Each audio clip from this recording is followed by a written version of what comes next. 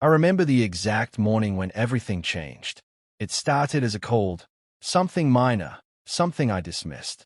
But within days, a strange ringing filled my ears, like the world was fading into a far-off tunnel. Then, just silence. Complete, suffocating silence. At first, I thought it was temporary. The doctors called it sudden sensory neural hearing loss, likely caused by an untreated infection. They said, sometimes it returns, sometimes it doesn't. Mine never did. The first few weeks were unbearable. I missed the sound of boiling water, birdsong at the window, the ticking of the wall clock. But more than anything, I missed my son's voice. Daniel was 12 then, still clumsy with his words, but always kind, always curious. We had our routines, after-school stories, weekend pancakes, late-night whispers. All gone now, replaced by awkward hand gestures and scribbled notes.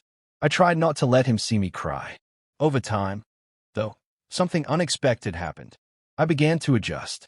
I learned to read lips by watching television with captions, practicing silently during conversations, watching faces more intently than ever before.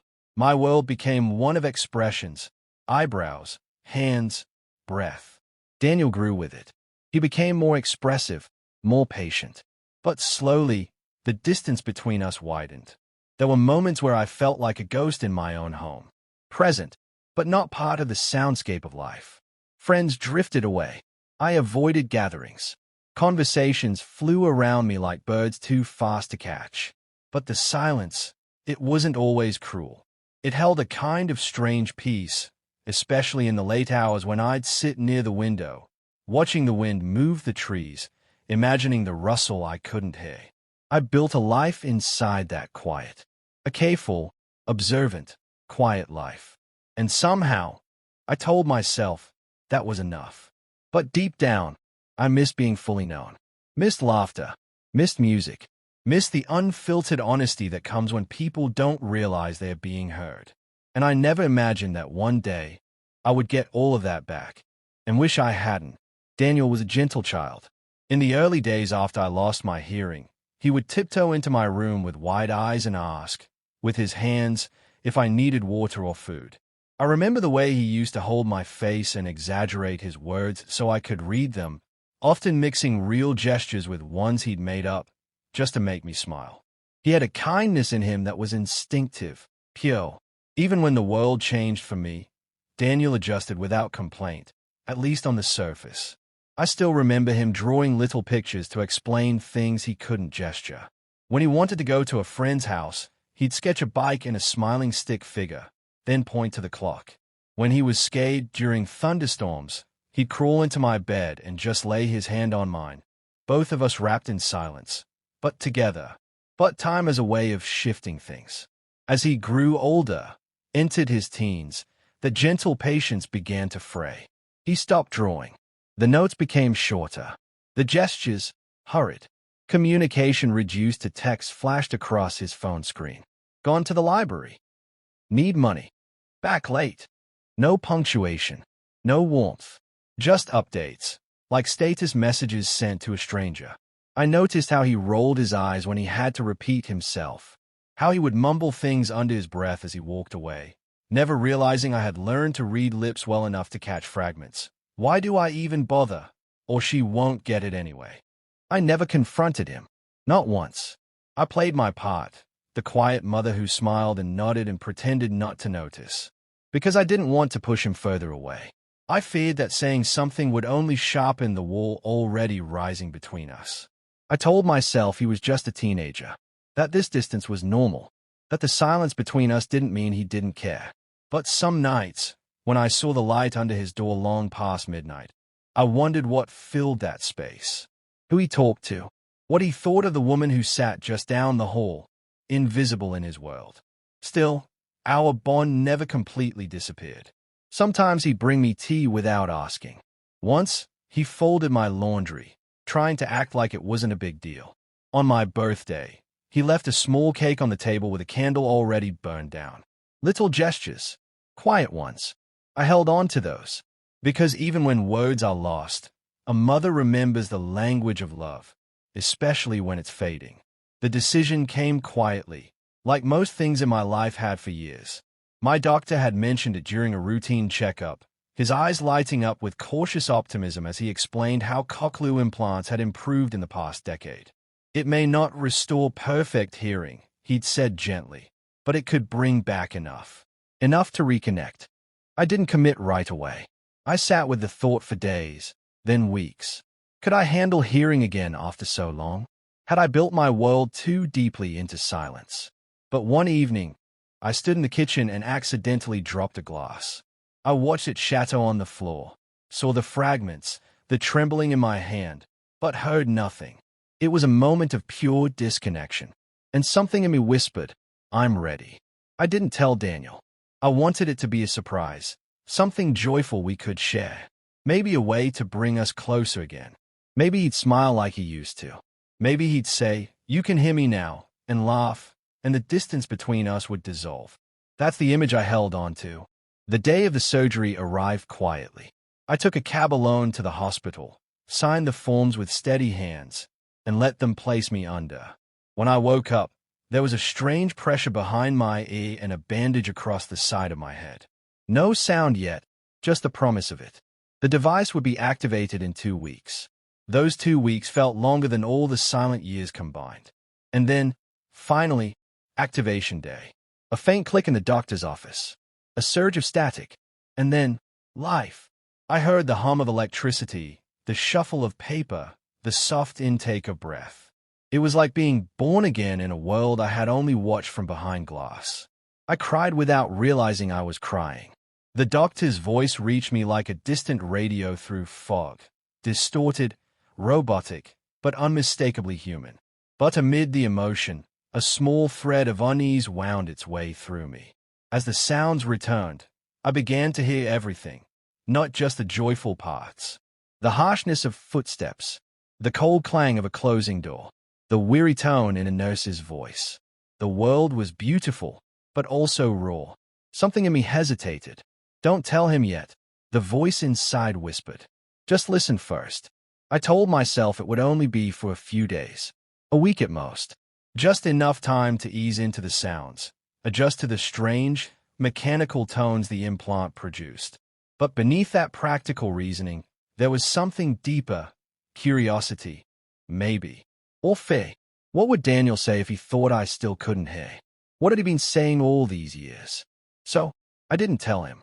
When I returned home, the bandage was gone, and the device was almost invisible beneath my hair.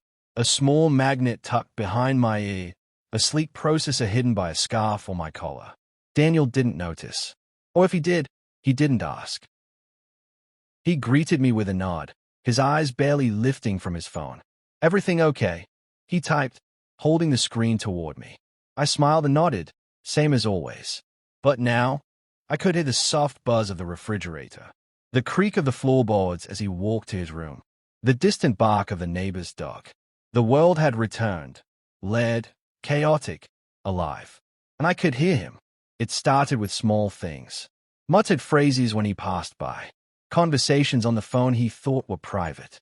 The way he sometimes sighed with exasperation when I entered the room. She's just sitting there. Like always, I heard him say once, the door slightly ajar. It's exhausting. I felt a tightness in my chest, but I didn't react. I just kept pretending.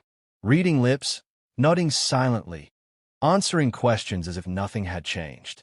I began to listen more than I ever had before. I listened when he spoke with his friends on speakerphone in the kitchen. I listened to how he described me to others. She's nice, I guess. But being with her all the time? It's like living with a statue. They laughed. He laughed. It stung more than I expected. But I still said nothing. Part of me hoped that this was just venting. That deep down, he didn't mean it. That there was still love buried beneath the tired frustration. But another part, the quieter, colder part, told me this was the truth. The version of him that spoke when he thought I wasn't listening. So I stayed silent. Not because I was afraid of confrontation, but because I needed to know who was my son, really, when he believed I lived in silence. It was a Sunday afternoon, the kind of day that used to mean pancakes and puzzles and long walks to the park. Now, It was just another quiet day in the house, one of many, where Daniel stayed holed up in his room or paced the kitchen scrolling through his phone. I was folding laundry in the hallway when I heard his voice drift from the slightly open door. His tone was light, casual, laughing. For a moment, I smiled without thinking. Just hearing his voice again so clearly still felt miraculous. But then, the words came into focus. "She doesn't even know what's going on," he said, chuckling. Like, I could throw a party in front of her and she'd just smile and go back to reading. There was a pause, and I heard muffled laughter on the other end. He continued, louder now. "Sometimes I wish she'd just go to a care home. Man, it's too much. I'm stuck with her, you know? Like, I didn't sign up for this." The words landed like glass shattering inside my chest. My hands froze, a half-folded towel clenched in my fingers. I couldn't move, couldn't breathe. He laughed again. "No, I'm serious. Everyone thinks I'm such a great son for staying here and taking care of her, but they don't know. She doesn't talk much, doesn't ask for anything, just sits there with that same blank look. I feel like I'm living with a ghost." A ghost. I stood still, surrounded by the softness of clean clothes and the cold bite of betrayal. This was my son, my Daniel, the child I had raised alone, who I had sacrificed everything for. I remembered staying up late to sew his Halloween costumes by hand, skipping meals so he could have a proper lunch, reading bedtime stories using gestures, even when my eyes were heavy with exhaustion. I had been his safe place, his whole world. And now I was a burden, a silent weight he didn't want to carry. I backed away from the door slowly, careful not to make a sound. My heart thundered in my ears, and I suddenly wished I couldn't hear it. I wished I hadn't heard any of it. The silence I had lived with for years had never been kind. But this was cruelty with a voice. I sat in my room for a long time, staring at nothing, holding that towel in my lap. My body was numb, but my mind was alive with pain. It wasn't just what he said. It was how he said it, like I was less than real. An obstacle in his life, a responsibility he regretted. And the worst part, he believed I would never know. That night, I sat at the edge of my bed, the lights dim, the world outside my window wrapped in quiet. But inside me, there was no peace, only the sharp sting of knowing. Real, painful, undeniable knowing. I stared at the floor for hours, the same towel from earlier still in my lap, now crumpled and damp from where my fingers had clutched it too tightly. My heart didn't ache from the sounds I'd gained. It ached from the truth they had revealed. I thought of all the years I had spent shaping my life around Daniel's needs. I had taken on extra shifts at the clinic when he was little, working late into the night so he could have new shoes, field trip fees, the occasional toy he circled in catalogs with hope. I gave up vacations, friendships, invitations, because I didn't want to leave him for even a day. I told myself that one day he would see it all, that he would understand the kind of love that sacrifices quietly. I remember the time I was offered a promotion, a supervisory role that would have meant more pay, more recognition. But I turned it down because the hours clashed with Daniel's after-school time. He had trouble adjusting after I lost my hearing, and I didn't want him to come home to an empty house. I chose him. Every single time, I chose him. And now I was a weight he couldn't wait to be free of. A part of me wanted to scream, to barge into his room and tell him every moment I'd given up, every joy I'd postponed for his sake. But what would it change? He didn't say those things in anger. He said them casually, comfortably, like truths he'd carried for a while. Maybe I had made it too easy. Maybe I had erased myself so completely in the name of motherhood that he stopped seeing me as a person at all. Tears slid down my cheeks, slow and quiet. I didn't wipe them away. I let them fall. I wasn't mourning my hearing anymore. I was mourning the son I thought I knew. The version of Daniel I had built in my heart. The boy who made up signs to make me smile, who used to kiss my cheek before bed. That boy was gone, replaced by someone who thought of me as a ghost. And for the first time in years, I wished for silence again. I didn't say anything to Daniel the next day, or the day after that. The wound was too fresh, too raw, and I needed time, not just to process what I'd heard, but to decide what kind of mother I would be now that the truth had cracked us open. But something shifted in me. I stopped pretending quite so perfectly. Before, I would always wait for his gestures or look to his phone screen before reacting. I made it easy for him. I let him believe his silence had no consequences. Now, I started letting the cracks show. When he entered the kitchen and sighed under his breath, I turned slightly, just enough for him to notice I had heard it. When he dropped his keys on the counter a little too loudly, I flinched. And when the kettle whistled, I reached for it without waiting for the steam to rise. He noticed. It started small, quick glances from across the room. A pause before he began typing something to show me. Once, he waved his hand in front of me and mouthed something without using his voice. I answered him, perfectly timed. He blinked, confused, then forced a smile. I didn't give him one in return. That evening, I turned the volume down on the television, not with the remote, but by asking the voice assistant aloud. He was in the hallway when I did it. I heard him stop walking. A few days later, I was in the living room dusting the shelf when a picture frame slid off the edge, nudged too close while I cleaned. It was subtle, barely a scrape, but enough sound to catch. And I turned. Instinctively. Caught it in mid-E, just before it hit the ground. When I looked up, Daniel was standing in the doorway, frozen. His eyes locked on mine. "You heard that," he said. Not a question, not a whisper, but a quiet declaration of disbelief. I said nothing. For a moment, we just stood there. The only sound between us was the soft tick of the old clock on the wall, once meaningless to me, now a metronome marking the seconds of a truth long denied. His voice broke the silence again. "You can hear." Still, I didn't answer. I placed the photo frame back in place, turned off the vacuum, and walked past him, feeling his gaze follow me the entire way down the hall. That night, he didn't eat dinner with me. But for the first time in a long time, I didn't feel like the quiet one in the house. I wasn't hiding anymore. He was, and he knew it. 2 days passed in a thick, heavy silence, not the kind I had grown used to, but one laced with tension. Daniel moved through the house as if stepping around a sleeping animal, unsure when it might wake. He barely looked at me. I barely looked at him, but we both knew it was coming. On the third night, I made tea for two. Set it on the table without a word. Sat down in my chair, folded my hands, and waited. Eventually, he joined me. He looked at the mug, then at me, then back down again. His jaw tightened, the muscle in his cheek twitching like it did when he was nervous as a boy. I didn't let the moment stretch. In a calm, steady voice, I said, "I heard you that day. I heard everything." He blinked. Once, twice. Then his mouth opened slightly, and I saw the reflex of denial forming behind his eyes. What do you mean?" he said, too quickly, too flat. I shook my head. "Don't do that, Daniel. Please. Not now." The air between us thinned. His shoulders slumped, and he leaned forward, elbows on the table, face in his hands. A long breath escaped him. Then he whispered, "I didn't mean it." I waited.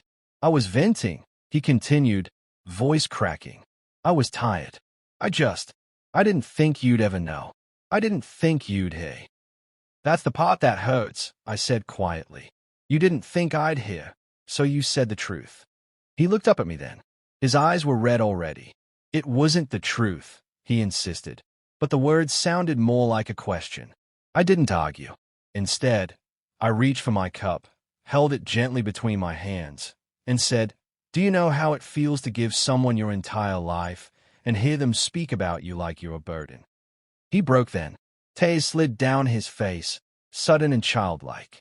He tried to wipe them away quickly, but they kept coming. "I'm so sorry, Mom," he said, voice trembling. "I'm so sorry. I didn't mean it. I don't want you to go anywhere. I was just being stupid. I didn't know how alone you must have felt." I nodded slowly, not out of agreement, but out of understanding. He was ashamed, and that was a start. But shame alone wouldn't heal what was broken. That part would take time. Daniel apologized every day for a week, sometimes with words, clumsy, desperate words filled with regret, sometimes with small gestures, like making breakfast, fixing a broken hinge on the bathroom door, or leaving little notes beside my teacup that simply said I'm sorry or thank you for everything. I listened to every apology. I accepted each one with a nod, a gentle smile, or a quiet touch on his arm. But I didn't pretend it hadn't happened. One evening, as we folded laundry side by side, I finally said what had been pressing on my heart. You've shown me who you are when you thought I couldn't hear you. He froze. His hands paused mid-fold, and he turned to face me. I didn't raise my voice. I didn't need to. I don't hate you, Daniel, I said softly. But I do see you differently now. That doesn't mean I love you any less. It just means I understand more clearly who you are and who I've been. He looked down, his face burning with shame. I was wrong, Mom. I've been selfish. I didn't think about how it would feel if the roles were reversed. I got used to things being one way. Easy for me. I nodded, and I made it easy. I never asked for more. I never corrected you. I let the silence grow. I want to fix it, he whispered. I took my own room back, made it mine, not just a quiet corner of the house. I started spending time outside the home, reconnecting with old friends, attending support groups. I know, I said. But some things don't need to be fixed. They need to be rebuilt. From that moment, our relationship changed, not out of anger, but from maturity. The blind dependence between us fell away, replaced by something more grounded. I began setting boundaries. To it clear, I didn't need him to take care of me. I needed him to respect me. We talked more, but not all the time. Honesty became our new language. If he felt frustrated, I asked him to say it, to my face, not behind my back. If I was hurt, I told him. And slowly, the silence that had once divided us began to hold something new. Not secrets, but space. Space to grow, to speak, to hear, and finally, to understand. For so long, I had been known as Daniel's mom, a role I cherished, but one that quietly swallowed the rest of me. After the confrontation, after the apologies and the boundaries, I began to ask myself a question I hadn't in years. Who am I beyond him? The answer didn't come all at once. It revealed itself in pieces, like sunlight through blinds. I started small. A community center flyer for a local women's book club caught my eye one morning. I tore it off the board and, with a flutter of nerves in my chest, decided to go. The first meeting was awkward, voices overlapping, my implant adjusting to the chatter, but I stayed. And I returned the next week. By the third meeting, someone laughed at a comment I made, and I realized I had missed being heard. Really heard. Next came the hearing loss support group. I had always avoided such things before, too proud or too resigned to share my story. But now, with the experience of silence and sound both behind me, I found purpose in those rooms. I listened to teens just starting their journeys, afraid, angry, confused, and offered something I didn't have back then, understanding. One young girl, barely 17, asked me, "Do you ever stop feeling like you're broken?" I told her no, but I also told her, "You get stronger where the cracks are." I began mentoring regularly, not just about hearing, but about resilience, how to live a full life even when parts of it go missing.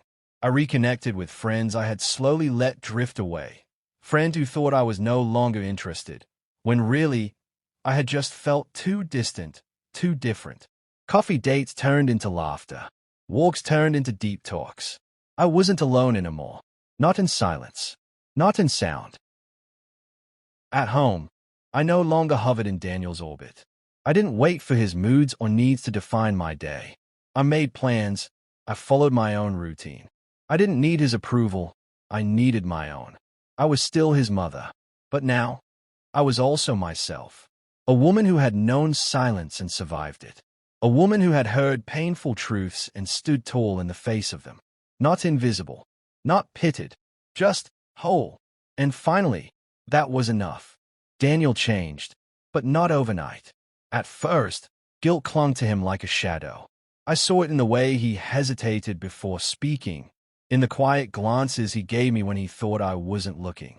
He tried to make up for the things he'd said with acts of kindness, cleaning, cooking, offering to drive me anywhere I needed.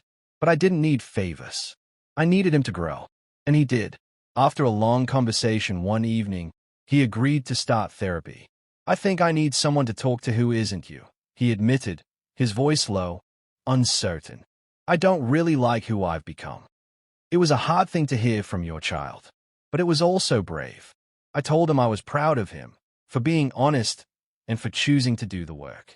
Therapy didn't change him in a week, but slowly he began to soften, not just toward me, but toward the world. He became more intentional, more aware. He started volunteering on weekends at a local community center, helping kids with disabilities learn basic technology. He said he liked it, that it gave him perspective.